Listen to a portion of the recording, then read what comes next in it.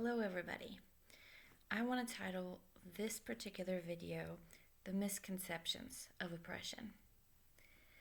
Because of course, in society, those who are the very most vulnerable are indeed far more likely to be oppressed than someone who is incredibly rich and incredibly powerful.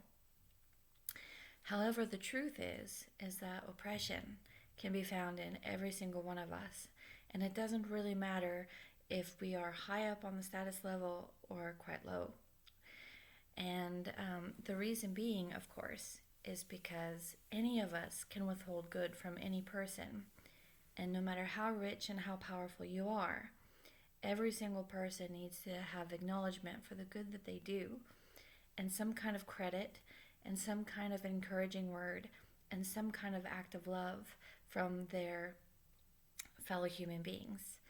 And so if you have ministers who are among us, whether you want to speak about the police or ministers behind pulpits or parents or teachers or anybody who is actively a sort of civil servant of any kind, anybody who's really trying to serve their fellow human beings, they need to be ministered to as well.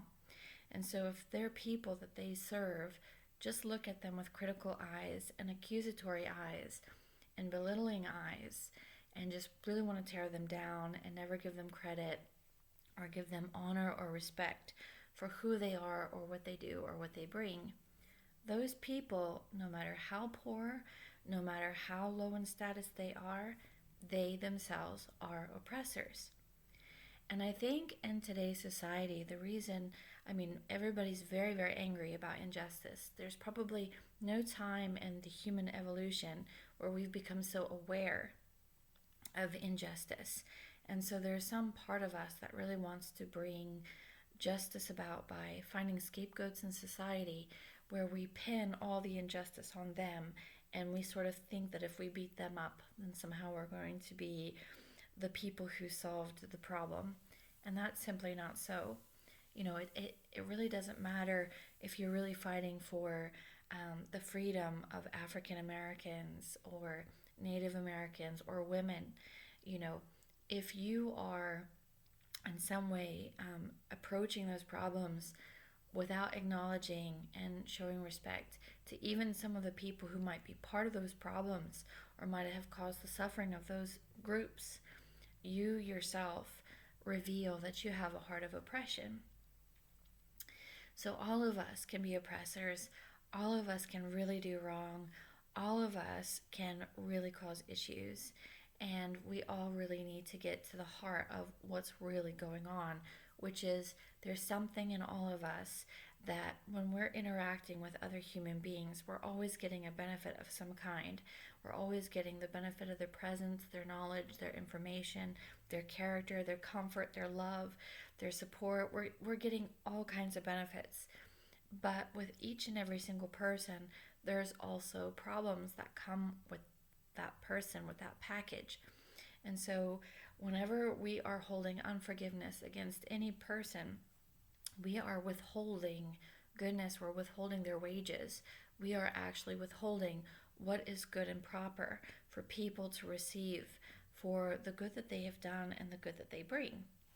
So anytime you have a husband who is really cracking down on his wife, not giving her credit for washing the dishes or being a stay-at-home mom or even going out to work and doing everything, what he's actually doing is he's withholding her wages. He's not giving her proper due.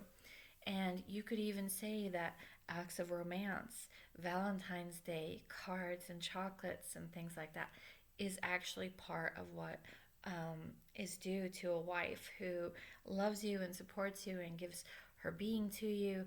That actually it's not just a kind act, although it should be a kind act and it should be hopefully coming from your heart. But if you are purposefully withholding those things, you are actually acting as an oppressor. So people should absolutely not hold unforgiveness. But at the same time, if you have a wife who gains that support and that comfort and that protection and that logical mind and the ability to fix things and all those wonderful things that men carry, if she is unable to acknowledge those things because she's so irritated and angry about maybe he leaves the toilet seat up, or maybe he even does something very, very terrible, like maybe he finds another woman, or he has a pornography addiction. You know, there sin is ugly sometimes, but the truth of the matter is that grace can cover anything, including those things. And so if a wife starts withholding her resources from him for whatever sin it is that he's doing, she herself is actually oppressing her husband. So we don't really necessarily look at that as much as we look at the sort of gross oppression that can happen to women, because it's usually a little bit more unfairly pointed towards men, but women oppress too. And it's always through religious spiritual control, which is, you did wrong 5 years ago, so I'm really going to withhold any kind of goodness I possibly can from you. So I really believe that there's a lot of misconceptions about oppression, because ministers and people in authority and people who are rich and powerful can be oppressed just as much as the very vulnerable of society. So all of us who are social justice warriors, we can really start by looking at our own heart and saying, who am I withholding from? Who did me a really, really good thing? And maybe I never acknowledged it. Maybe I never sent a thank you card. Maybe I never was there for them when disaster struck for them, because disaster strikes for all of us. Maybe I didn't give them the support they had given to me. So there's lots and lots of different ways that we can really truly support and show love and consideration and give back to the people who give to us. And of course, it is extraordinarily difficult to give and give and give when somebody is just a hard rock who just completely withholds. And so eventually what a person who does that does is essentially tempt them to start withholding their goodness from them as well. And then a dryness takes place and a death happens. The death of the relationship happens, because then nobody has any of those things that really bond or glue people together. They might have a genuine love for each other, but they don't have those feelings of love that come from the goodness that we receive from somebody, or that feeling of gratitude or appreciation that we can have from having them in our life. And so a lot of divorces happen this way. You know, it doesn't even take incredibly, incredibly bad sin. You know, it doesn't take a pornography addiction or even an affair or anything else like that. It can simply be from one person deciding absolutely that they are not going to show any kind of goodness or any kind of love to the other. But you can see this in the relationship that parents have with children and children have with parents. You know, children can withhold from their parents just as much as parents can withhold from their children. There are lots of abusive situations where parents favoritize one child and sort of withhold from the next. And there are lots of snotty children out there who basically let mom and dad know that they are terrible people and they hate them and all kinds of things. So really in today's society, we're more aware of injustice than we've ever been before. The knowledge of information has given us access to documentaries and other things that show us how bad oppression is really, what's really going on in society. And so we more and more and more have a sort of collective lust to find a scapegoat. And once again, my concern is that the modern scapegoat are, the police, white men, or the rich and powerful. Especially if you're a rich and powerful white person, you have a lot of people who just see you as the symbol of all kinds of oppression that they have read in history books and all kinds of different things.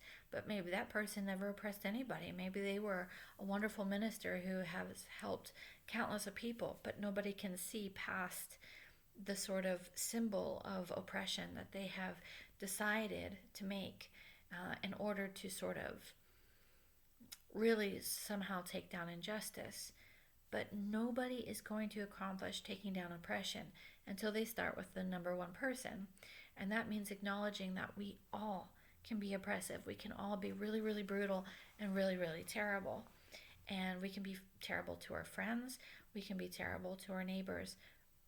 We can be terrible to our pastors. We can be terrible to minorities, to people who are weak, to people we've perceived as having committed a sin. So, uh, my hope and my desire and my prayer is that the system finally be taken down of oppression and all that other stuff, and people just really, really start to be sources of goodness, because that's where life is all about. And I tell you what, life gets really, really, really good when instead of just seeing the black in people, you really can see the beauty in a person and the beauty that God made, especially in that person. There are people all around us that are just incredible treasures. And I have a theory that everybody's a treasure to somebody. You know, we have our people in our group, and the people in our group are special treasures. And there's no harm in choosing those as special objects of love and passion and desire and everything else like that.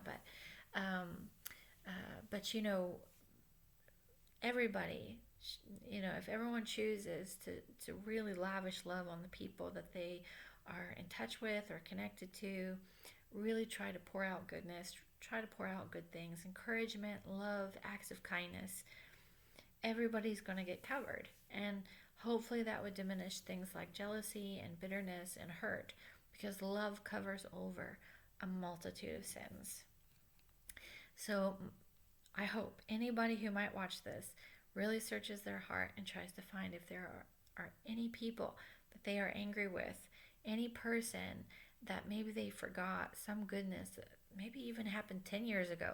Instead of thinking of the bad that happened 10 years ago, think of the good. Think like King David, who said, who can I bless for Jonathan's sake? Who, you know, somebody did me a good thing 10 years ago. Somebody was there for me 10 years ago. What can I do to acknowledge this good? What can I do to bless this people, this house, this group? And in that sort of mentality comes real excitement and comes real passion and comes real happiness for life. That's what I think, anyways.